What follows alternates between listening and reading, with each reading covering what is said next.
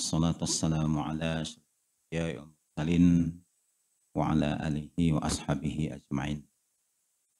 Jamaah dirahmati oleh Allah.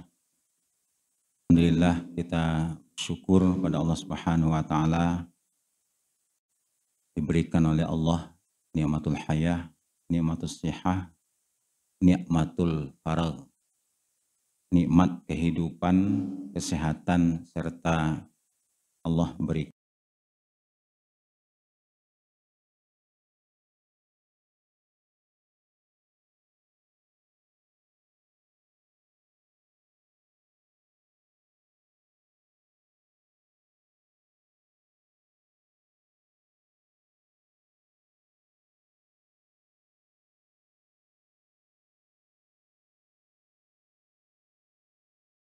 pada malam hari ini kita sedikit mereview, mengulang kembali bab fil mujahadah.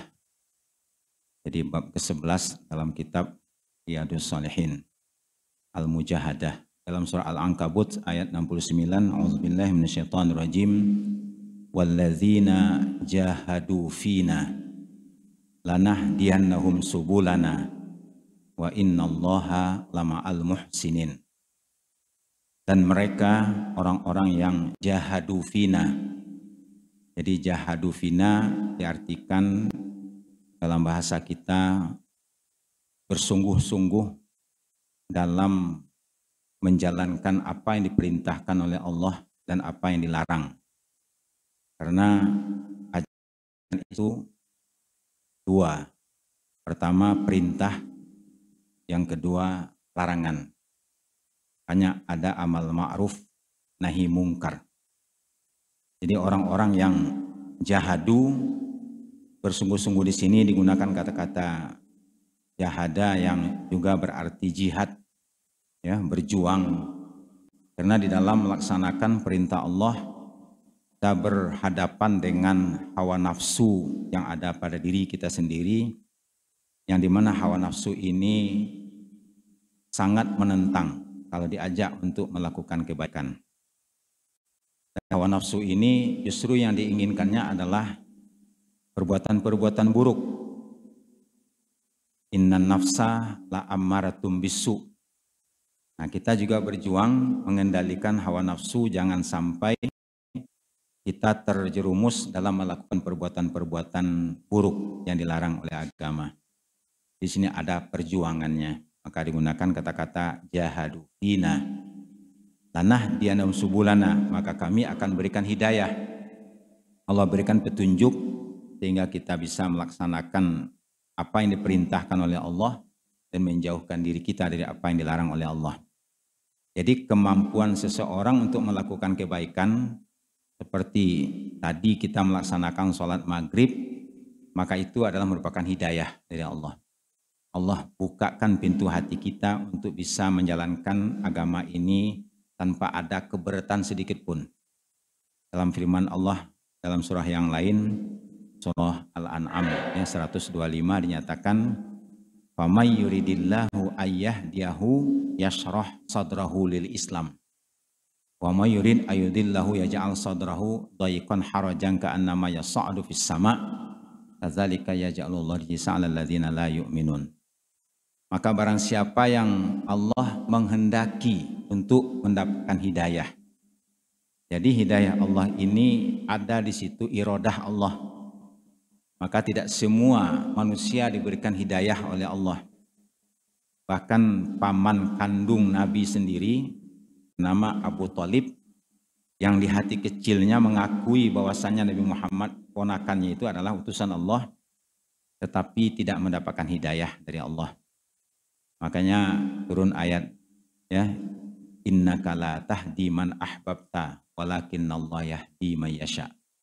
Hai Muhammad, engkau tidak akan dapat memberikan hidayah kepada siapapun yang engkau kehendaki, tapi hidayah itu hanya Allah yang memberikannya kepada siapa yang Allah kehendaki. Orang yang dikehendaki oleh Allah mendapatkan hidayah itu, tidak ada syariat itu yang menjadi beban berat di hatinya.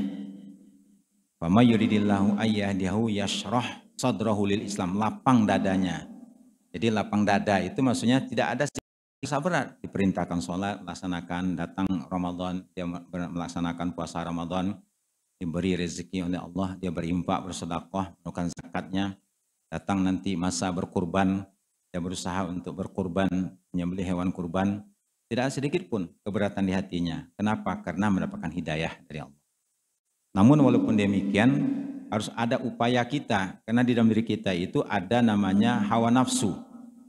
Hawa nafsu itulah yang mendorong manusia untuk melakukan perbuatan-perbuatan jahat atau menyimpang. Dan juga satu lagi yang harus kita pahami bahwasanya ada makhluk yang berusaha untuk menggelincirkan kita, namanya iblis, ya, iblis dan keturunannya. Dan itu sudah komitmen iblis. Di ketika dia meminta kepada Allah, Rabbi anzirni ila yaumi yub'atsun. Ya Allah, berilah aku tangguh sampai hari berbangkit. Ternyata diberi oleh Allah, innaka minal munzarin. Fabima aghwaytani la aqudanna lahum siratakal mustaqim tsumma la'atiyannahum min baini aydihim wa min khalfihim wa an aymanihim wa an syama'ilihim wa la tajidu aktsaruhum syakirin. Jadi dia sudah membuat komitmen, aku akan gelincirkan ta'ughwiyannahum dari jalan engkau yang lurus, dan digoda dari depan, dari belakang, dari kanan, dari kiri, sehingga engkau tidak lagi mendapati mereka itu keturunan Nabi Adam itu bersyukur. Nah ini, jadi ada dua hal itu, hawa nafsu di satu sisi dan dorongan bisikan syaitan di sisi yang lain. Nah oleh karena itu disitulah kenapa kita senantiasa berlindung kepada Allah. Ketika kita mau sholat, kita meminta kepada Allah, Rabbi a'udzubika min hamazatis syayatin wa a'udzubika Rabbi ayahdurun. Jadi sebelum kita takbiratul ihram itu dianjurkan oleh Nabi untuk berdoa kepada Allah dari gangguan setan. Karena kadang-kadang ya diberinya was-was. Makanya ada orang kadang-kadang takbirnya berkali-kali. Allah, astagfirullah. Belum selesai takbirnya, Allah, ada ragu-ragu di hatinya. Nah jadi oleh karena itu kita berlindung supaya takbir itu mantap. Ya, Allahu Akbar. Satu kali takbir sudah mantap. Itu deh ketika kita sholat. Nah ketika kita membaca Al-Quran pun juga berlindung kepada Allah. Auzubillahi minasyaitonirrajim. Ya, Bismillahirrahmanirrahim. Baru dibaca ayat. Kenapa? Karena situ pun juga ada godaan syaitan. Apalagi dalam hal-hal yang lain. Dalam ibadah saja kita sudah digoda, digelincirkan. Maka perjuangan dalam beribadah ini adalah bagaimana kita melaksanakan ibadah ini betul-betul ikhlas karena Allah. Ya, di ikhlas itu memerlukan perjuangan. Kenapa? Karena di awal mungkin saja ikhlas, tapi di tengah perjalanan bisa saja tidak ikhlas. Banyak perjuangan-perjuangan di awal itu tulus ikhlas, ya, mendirikan sekolah, pondok, pesantren dan lain-lainnya, bahkan masjid pun ada yang dibangun, tapi lama-lama kemudian melihat ada keuntungan materi, di situ hilang keikhlasannya. Timbul keinginan untuk mencari keuntungan dari ibadah-ibadah yang tadinya diawali dengan keikhlasan. Jadi itu namanya perjuangan. Nah kemudian juga di dalam ayat berikutnya, wa'bud rabbaka hatta ya'tiyakal yakin. Surah Al-Hijr ya, ayat 99. Sembahlah oleh engkau Tuhan engkau sampai datang kepada engkau al-yakin.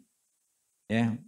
Jadi kalau kita melihat sepintas lalu seakan-akan beribadah itu harus sampai yakin benar gitu. Tapi sebetulnya maksudnya bukan begitu. Jadi menyembah Allah itu sampai datang keyakinan itu, apa yang pasti itu, yang yakin itu. Itu adalah kematian. Ya, kematian. Al-yakin di sini maksudnya adalah kepastian seseorang pasti mati. Pasti meninggal. Nah, kita menyembah Allah itu sepanjang hayat sampai datang kematian, itu maknanya. Nah, itu memerlukan perjuangan, memerlukan ketulusan hati. Jadi ini diawali bab mujahadah ini dengan ayat-ayat yang menggambarkan tentang upaya kita di dalam melaksanakan ibadah itu memang ada terasa ya perjuangannya. Apalagi menuntut ilmu. Menuntut ilmu itu kan kita pengennya instan. Baca satu malam jadi faqih, jadi ulama. Tapi kalau kita lihat sejarah-sejarah para ulama itu bertahun-tahun. Bahkan kadang-kadang ya belajar Al-Quran pada ulama Quran beberapa tahun, nanti belajar lagi dengan ulama hadis beberapa tahun, ya, lalu belajar lagi ya tentang ulama balaghah, ya. Akhirnya waktu dihabiskan bertahun-tahun, itu pun juga belum selesai, belum tuntas sumber ilmu yang digalinya. Kenapa? Karena Al-Quran 30 juz, gak cukup kita selesaikan dalam 1 bulan, 2 bulan, tahun 2 tahun. Kemudian hadis, ya, kitab hadis itu ada Sahih Bukhari, Sahih Muslim, Sahih Tirmizi, ya, An-Nasai, Ibnu Majah, At-Tabarani, ya, Musnad Imam Ahmad, ya, banyak sekali hadis-hadis, ya. Jadi belum lagi kitab Bulughul Maram, belum lagi Riyadhus Shalihin yang juga tidak seberapa sebetulnya hadisnya.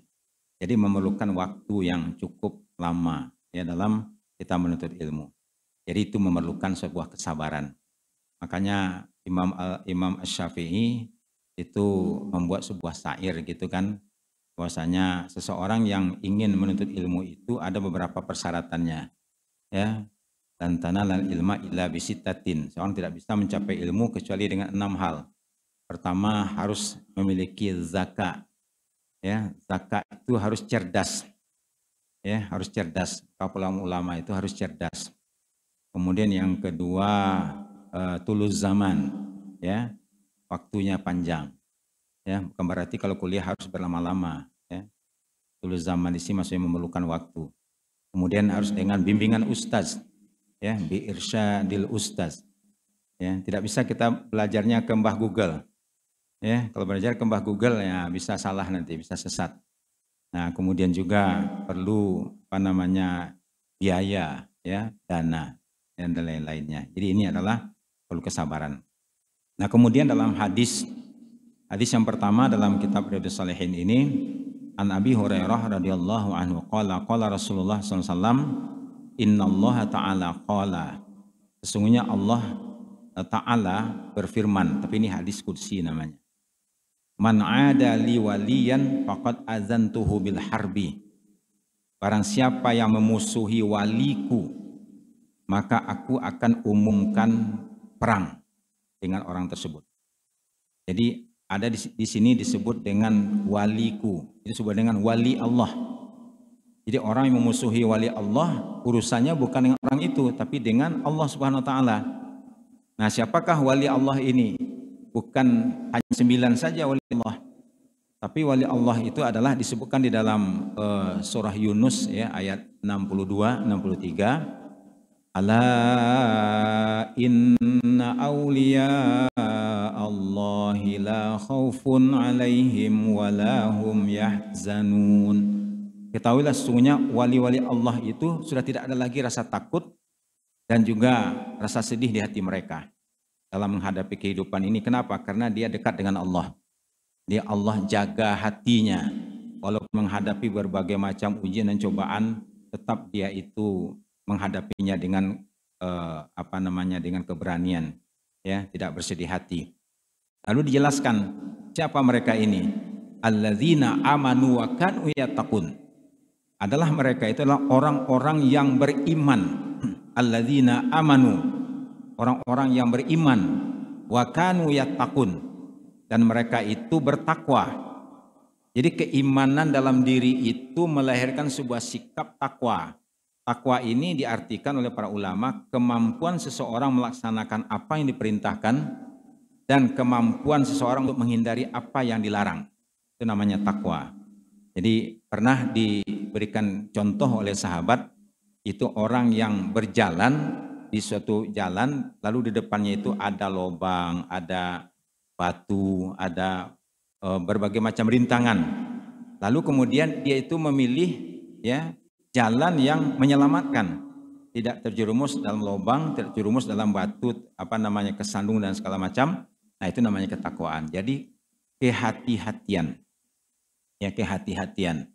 Jadi orang bertakwa itu adalah orang yang hati-hati. Dan seseorang tidak akan sampai ke derajat takwa sehingga dia itu meninggalkan sesuatu yang khawatir akan melakukan dosa, lalu kemudian dia tinggalkan. Itu namanya kehati-hatian. Ya, makanya dalam orang bertakwa itu ada 2 sifat. Pertama adalah sifat wara', kehati-hatian. Yang kedua sifat zuhud. Ya, zuhud itu artinya adalah tidak tergoda dengan dunia yang haram. Ya, jadi bukan yang halal. Kalau yang halal itu boleh, Ya. Jadi yang haram yang dia tinggalkan. Ya, itu namanya adalah dua sifat itu. Kalau wara, kehati-hatian. Ya, hati-hati jangan sampai terjerumus ke dalam perbuatan dosa.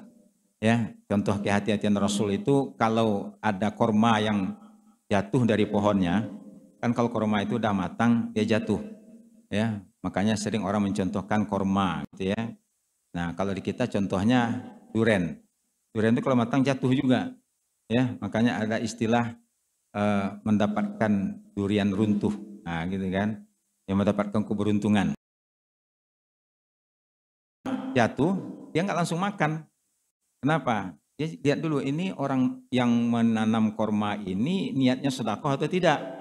Ya, khawatir dia jangan-jangan orang yang menanam itu niatnya sedekah. Nah, Nabi nggak boleh terima sedekah. Kalau hadiah boleh. Nah, jadi itu kehati-hatian sebetulnya, kehati-hatian. Nah, kita juga kalau kita makan di restoran misalnya, perlu juga kita melihat sudah adakah label halalnya atau belum. Nah, gitu kan. Atau misalnya kita membeli makanan, ada nggak di situ indikasi ini halal atau haram? Nah, itu namanya kehati-hatian. Nah, jadi orang bertakwa itu adalah orang yang hati-hati. Nah, jadi kalau sudah sampai ke tingkat iman yang mampu mendorong seseorang untuk hati-hati dalam hidup, itu namanya wali Allah. Ya, wali Allah. Dan indikasinya juga ada sebetulnya. Indikasi orang yang beriman sampai ke tingkat mutakin ini, ya, di dalam surah Al-Anfal itu ayat 2 sampai 3 atau 4. Ya, itu disebutkan ada 5 indikasinya. Ya. Innamal mu'minuna alladzina idza dzukirallah wajilat qulubuhum wa idza tuliyat alaihim ayatuhu zar imana wa 'ala rabbihim yatawakkalun alladzina yuqimuna sholata wa mimma razaqnahum yunfikun. Nah, kalau 5 hal ini ada pada diri kita, ini sebagai barometer. Ya, jadi kita bisa mengukur diri kita sendiri. Kalau misalnya kita disebut nama Allah, ya, orang menyebut nama Allah, ada enggak pengaruh ke hati kita? Misalnya siang-siang begitu kan, jam 12 ada orang menyeru, Allahu Akbar, Allahu Akbar. Atau tengah malam menjelang subuh misalnya. Ya, masuk waktu subuh. Datang ya, kedengaran suara azan. Allahu Akbar, Allahu Akbar. Kira-kira respon enggak hati kita? Kalau merespon, nah itu berarti ada iman. Tapi kalau nggak ngaruh gitu kan, nggak ngaruh sama sekali, ya itu berarti imannya belum sampai ke tingkat yang sempurna, walaupun dia telah bersyahadat. Nah, kemudian yang kedua, wa idza tuliyat alaihim ayatu zarum imana. Kalau dibacakan Al-Quran bertambah imannya. Itu orang lain membaca, apalagi kalau dia sendiri membaca. Jadi kalau kita membaca Al-Quran, terasa iman kita itu, terasa kita menjadi orang beriman. Itu namanya iman kita sudah sampai ke standarnya. Ya, ulaika humul mu'minuna haqqan. Nah, kemudian yang ketiga bertawakal. Bertawakal, berserah diri kepada Allah itu artinya apa? Kita ini bisa menerima ketentuan Allah, mau baik mau buruk kita terima. Ya, karena sudah pasrah. Ya, apa yang terjadi dalam hidup kita ini? Nah, itu yang paling berat di sini. Tawakal ini yang paling berat. Ya, berserah diri kepada Allah. Karena banyak ketidakpuasan dalam hati kita ketika menerima ketentuan Allah. Ya, sering kita bahkan menyalahkan orang, menyalahkan ya sebab musababnya. Ya, kita lupa bahwa itu ada ketentuan Allah. Nah, kemudian selalu sholat dan menginfakkan sebagian rezeki yang diberikan oleh Allah. Nah, ini indikasi orang-orang yang beriman yang sampai kepada tingkat muttaqin. Kemudian dalam hadis lanjutannya, wa ma taqarraba ilayya 'abdi bi syai'in ahabba ilayya mimma aftaratu alaih. Dan tiadalah melakukan taqarrub kepadaku. Taqarrub itu artinya melakukan ibadah. Jadi kalau kita beribadah kepada Allah itu maknanya adalah kita mendekatkan diri kepada Allah. Dan yang paling dicintai oleh Allah adalah mendekatkan diri kepada Allah dengan apa yang diperintahkan, difardukan oleh Allah. Ya, kalau misalnya kita ambil contoh sholat, maka yang paling disukai oleh Allah itu adalah kita melaksanakan sholat fardu 5 waktu. Ya, melaksanakan dengan sebaik-baiknya. Itu yang paling utama, bukan sholat sunnahnya. Begitu juga kalau puasa misalnya, puasa yang paling dicintai oleh Allah kalau orang melaksanakan puasa Ramadan. Itu namanya adalah yang difardukan. Kalau infak sedekah misalnya yang paling utama adalah berzakat. Ya, nah itu yang difardukan oleh Allah Subhanahu wa taala. Itu yang paling utama. Nah, lalu kemudian wa ma taqarraba ilayya 'abdi bi syai'in ahabba ilayya mimma taraftu alaih. wa ma yazalu 'abdi yataqarrabu ilayya bin nawafil hatta uhibbah. Dan selalu hambaku mendekatkan diri kepadaku dengan an-nawafil. Jadi an-nawafil itu pelengkap daripada yang fardu. Jadi nanti kalau misalnya di akhirat kan semua amal ibadah kita nanti akan diperhitungkan, akan dihisap. Ya. Lihat perintah, coba lihat sholat fardunya. Ternyata sholat fardunya itu tidak sempurna. Ya, masih apa namanya? Ya, khusyuknya cuma 50%. Ya, atau 25%. Ya masih ada kurang lah gitu, kurang sempurna. Kata Allah kepada malaikat, coba engkau lihat, adakah dia melakukan an-nawafil, sholat sunnah. Nah, jadi sholat sunnah itu menyempurnakan yang fardu. Puasa juga begitu. Ya, jadi puasa Syawal, puasa Senin Kemis, puasa Ayyamul Bid dan segala macam itu semuanya menyempurnakan kewajiban Ramadan kita. Ya, di Ramadan itu sempurna dia nanti kalau kita dicek oleh Allah puasanya kurang sempurna, ya maka kemudian dilihat adakah dia melaksanakan amal sunnah. Nah, jadi ini an-nawafil. Jadi an-nawafil ini harus mayazalu. Mayazalu itu selalu. Ya, kalau yang fardu udah jelas. Ya, tidak perlu lagi perintah selalunya karena memang harus dilaksanakan. Tapi kalau an-nawafil ini kan pilihan. Ya, kita diberi pilihan. Apa itu pilihan an-nawafil itu? Misalnya ya, salat rawatib. Rawatib itu kan kalau kita bisa menjaga 10 rakaat rawatib itu terhindar dari azab neraka. Ya, 2 rakaat sebelum subuh, misalnya begitu. 2 rakaat sebelum zuhur, 2 rakaat setelah zuhur, 2 rakaat sebelum asar, 2 rakaat setelah maghrib misalnya. Nah, itu 10. Nah, ada yang mengatakan dalam hadis yang lain 12. Nah, kalau 12 ditambah nanti ba'da zuhurnya itu 4 misalnya. Ya, jadi 12. Tapi selalu begitu. Bukan kadang-kadang, bukan suka-suka, bukan lagi mood ya, mood-mudan, tapi selalu. Nah, itu kalau selalu dilakukan amal ibadah itu, maka sampai dalam hadis ini hatta uhibbahu, sampai aku cinta kepadanya. Ya, maka harus kita. Ada orang yang terus-menerusnya itu misalnya setiap masuk masjid ya, itu selalu bersedekah. Pokoknya dia cari keropak gitu ya, apa gitu yang bisa. Pokoknya setiap masjid mana saja. Ya, setiap masuk masjid ya, dia bersedekah. Nah, itu. Jadi atau ada juga orang setiap ada yang meminta-minta, pokoknya siapapun meminta dia kasih. Ya, tidak peduli mau orang tua, mau orang muda, orang yang sholat, enggak sholat, pokoknya ada yang minta. Itu jadi amalan. Atau ada juga orang setiap hari itu pokoknya dia sempatkan membaca Al-Quran 1 juz, tapi setiap hari. Ya, itu namanya mayazalu. Seperti dengan Bilal itu mendapatkan kehormatan sampai diungkapkan dalam hadis Nabi bertanya, "Hai Bilal, apa amalanmu?" gitu. Saya dengarkan atau saya lihat, dia mengatakan mendengarkan bunyi telapak terompahnya. Jadi kan orang kalau jalan kan ada bunyinya. Kadang-kadang bisa ketahuan itu kalau diperhatikan karena setiap orang tuh beda irama kakinya. Ya, atau memang Rasul melihat sendal Bilal itu di dalam surga misalnya. Nah, pertanyaan apa amalanmu hai Bilal? Ternyata Bilal itu setiap dia batal wudu, dia berwudu lagi dan kemudian sholat sunnah wudu. Tapi selalu, ya, kalau Ubay bin Ka'ab berselawat, selawat aja, ya, selawat aja, tidak lagi yang lain-lain. Ya, nah ada juga yang tasbih, tahmid, tahlil, takbir. Nah kita pilih, ya, pilih.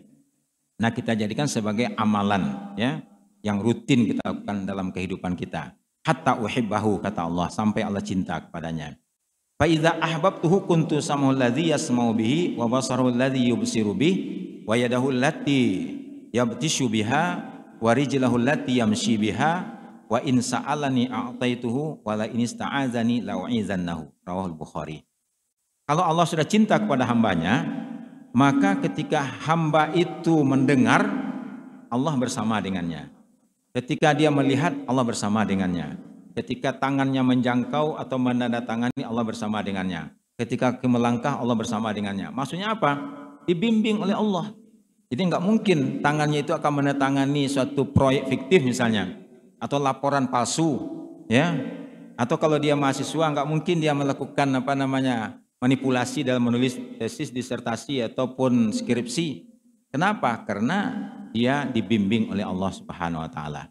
Nah ini, jadi ini kalau dia meminta kepadaku, kata Allah, kalau sudah sampai ke tingkat itu, wa in sa'alani a'taituhu wala inista'adzani ta'u'izannahu. Kalau dia meminta kepadaku, aku akan kasih, dan kalau dia mencari perlindungan kepadaku, aku akan lindungi dia. Ya, tapi itu sampai kepada derajat kita dicintai oleh Allah Subhanahu wa taala. Di situ memerlukan mujahadah. Ya, maka dimasukkan dalam bab mujahadah karena untuk melaksanakan ibadah secara konsisten, secara komitmen itu memerlukan perjuangan. Ya. Kemudian hadis yang berikutnya yang kedua, an Anas radhiyallahu anhu anin Nabi sallallahu fima yarwihi an rabbih azza wa jalla. Ini juga disebut dengan hadis qudsi karena menggunakan fima yarwihi an rabbi, dari apa yang diriwayatkan oleh Rabbnya azza wa jalla. Qala, jadi kata Allah dalam hadis qudsi ini, idza taqarrabal abdu ilayya shibran taqarrabtu ilaihi zira'an wa idza taqarraba ilayya zira'an taqarrabtu minhu ba'an wa idza atani yamshi ataituhu harwalatan. Jadi ini bahasa kiasan. Ya, jadi harus dipahami sebagai bukan bahasa yang realnya begitu ya, kiasan. Artinya adalah kalau hambaku mendekat kepadaku sejengkal, aku akan mendekat kepadanya sehasta. Kalau dia mendekat kepadaku sehasta, aku sambut dengan sedepa.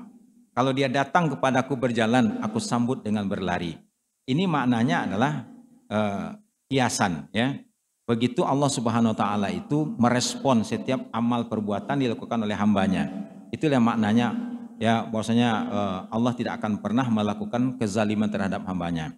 Ya, wa malil zalimina, ya, dan tiadalah ada kezaliman ya terhadap hamba-hamba Allah Subhanahu wa taala dari Allah Subhanahu wa taala. Nah, kemudian ada dua nikmat ya yang dimana terabaikan, banyak orang mengabaikannya. Ni'matani makmunun fihima katsirun minan nas, as-sihhah wal faragh. Ya, Rahul Bukhari. Jadi ada dua nikmat makmunun fihima, maksudnya itu adalah banyak orang yang tidak begitu peduli ya, mempedulikannya. Itu adalah nikmat nikmat sehat dan nikmat keluangan waktu.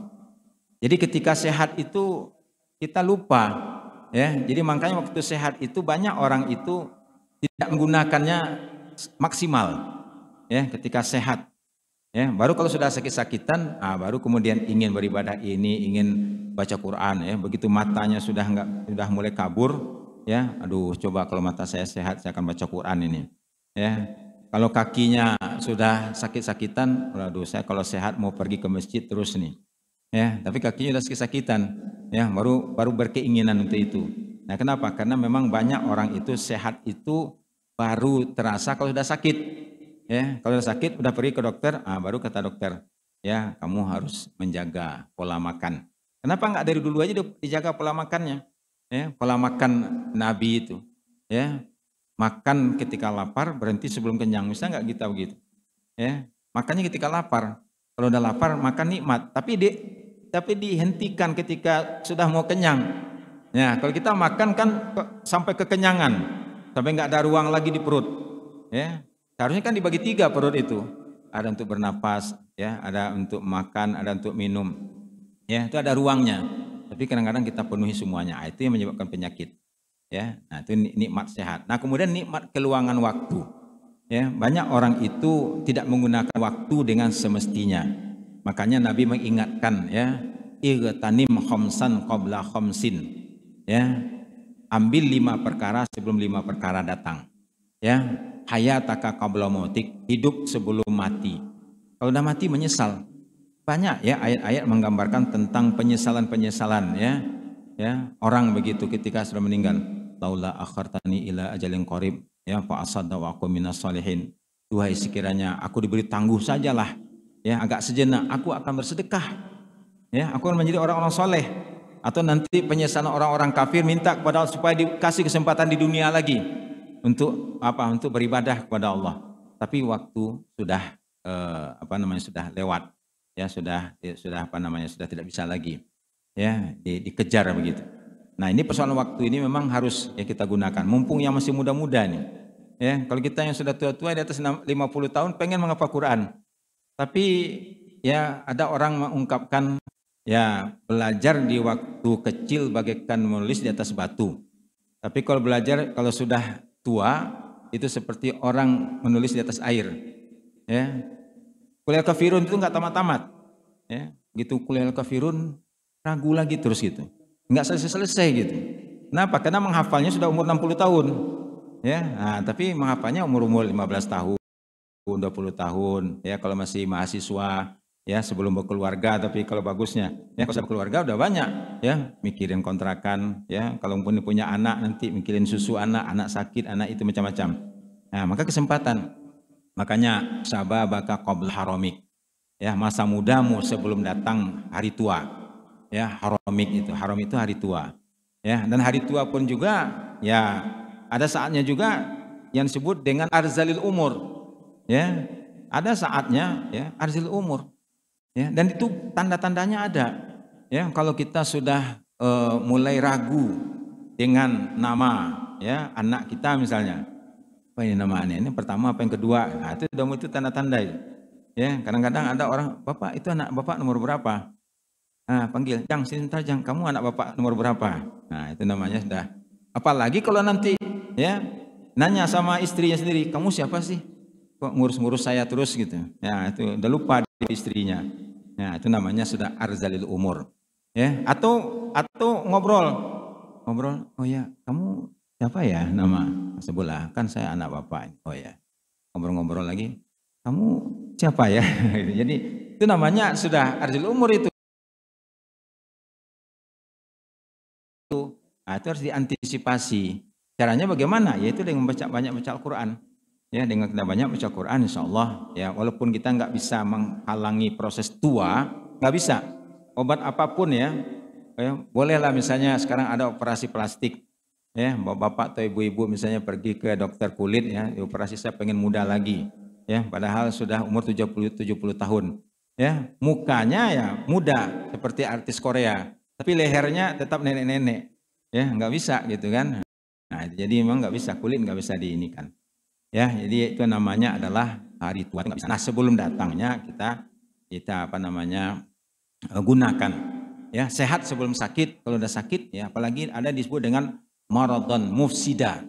Maradon mufsida itu sakit tetap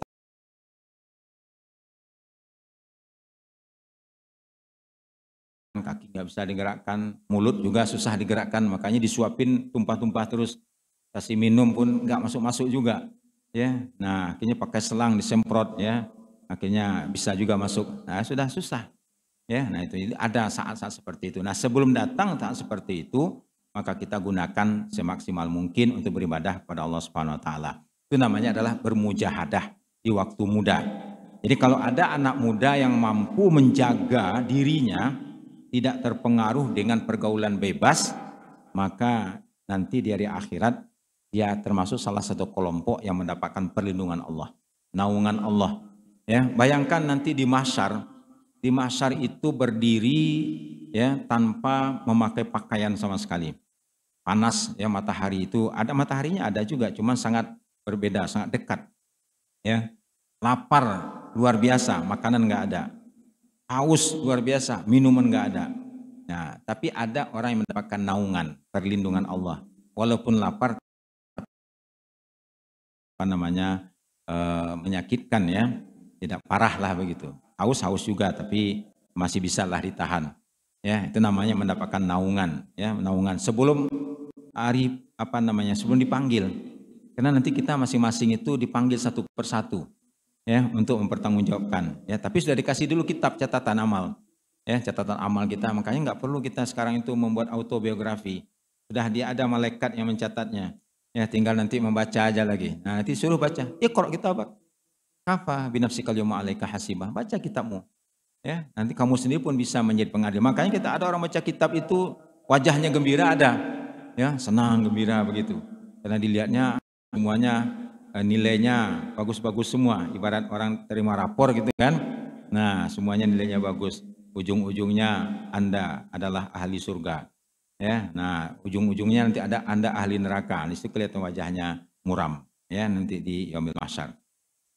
Nah, di dalam kita beribadah kepada Allah Subhanahu wa taala, kita lihat Rasulullah SAW, ya, ini dalam riwayat dari Siti Aisyah radhiyallahu anha, anna nabiyya sallallahu kana yaqumu minal lail hatta tatafattara qadamahu.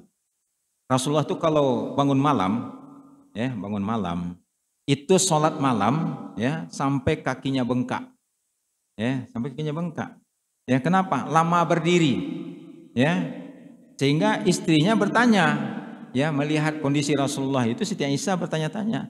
Faqultu lahu, aku berkata kepada Nabi Muhammad, lima tasna hadza ya Rasulullah. Kenapa semua ini engkau lakukan seperti ini wahai Rasulullah? Wa qad ghafarallahu laka ma taqaddama min dzambik wa ma ta'akhkhar. Bukankah dosa-dosamu sudah diampuni, maupun dosa yang lalu ataupun dosa yang akan datang. Jadi Nabi itu enggak ada dosa lagi. Ya, nah, sudah diampuni. Tapi ibadahnya luar biasa. Ya. Tapi apa jawab Nabi? Afal uhibbu an akuna abdan syakura. Memang enggak boleh aku menjadi hamba Allah yang bersyukur. Jadi maknanya itu adalah aku ingin menjadi hamba Allah yang bersyukur. Nah, kita lihat bagaimana ibadah Rasulullah SAW, ya, ketika beliau itu melaksanakan sholat. Ya, jadi ada sahabat yang memang mengikuti Nabi, ya, dalam sholat malamnya lah begitu. Diikuti oleh para sahabat.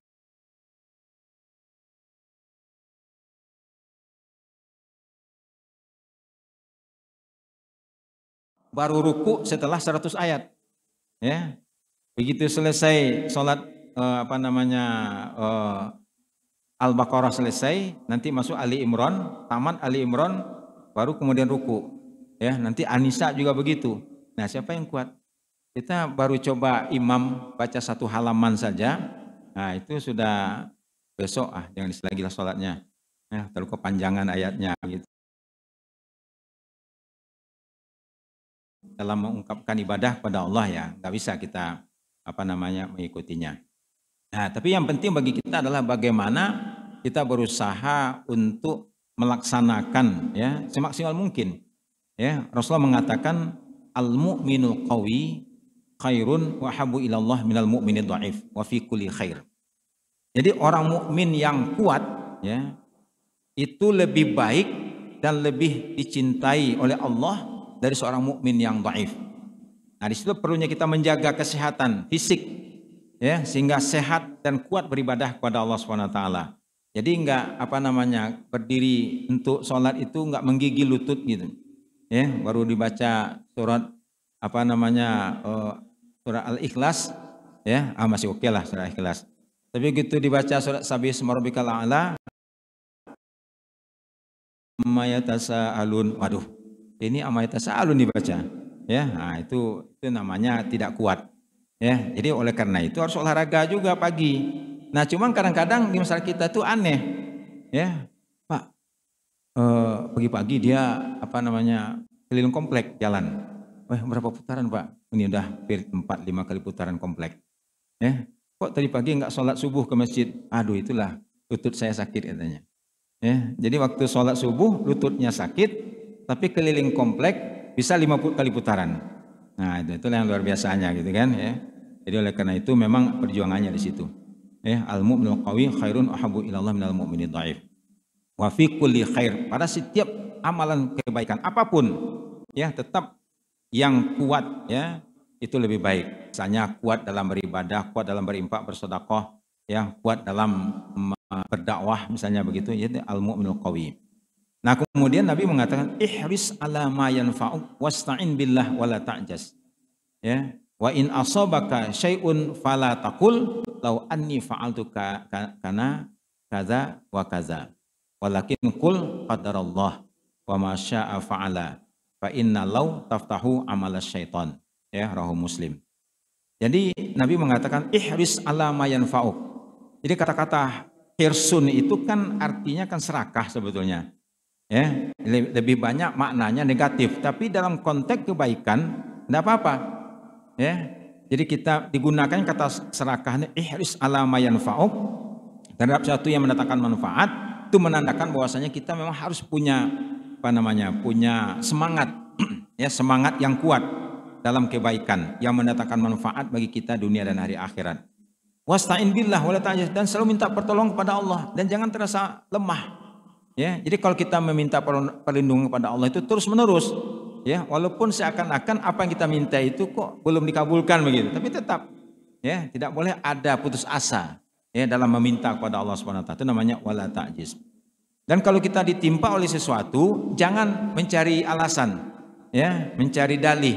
Wah, tadi kalau saya nggak kesini ini nggak akan begini nih, gitu. Itu nggak boleh itu, ya. Ya, tapi katakanlah qadarullah, arti kita terima. Nah, kita terima, tapi menerima ini maknanya bukan berarti kemudian kita tanpa perhitungan berikutnya. Ya, tetap harus ada perhitungan. Jadi bertawakal itu bukan membabi buta, ya, tetapi harus dengan usaha. Nah, kalau usaha sudah dilakukan maksimal, tapi kemudian dapatnya cuma sebegitu, nah itu baru kita serahkan kepada Allah Subhanahu wa taala. Itu namanya bertawakal, berserah diri kepada Allah Subhanahu wa taala dalam melaksanakan ibadah kepada Allah. Nah, jadi ini adalah hadis yang bagaimana kita di dalam beribadah kepada Allah itu melakukan dengan maksimal, ya, dengan maksimal.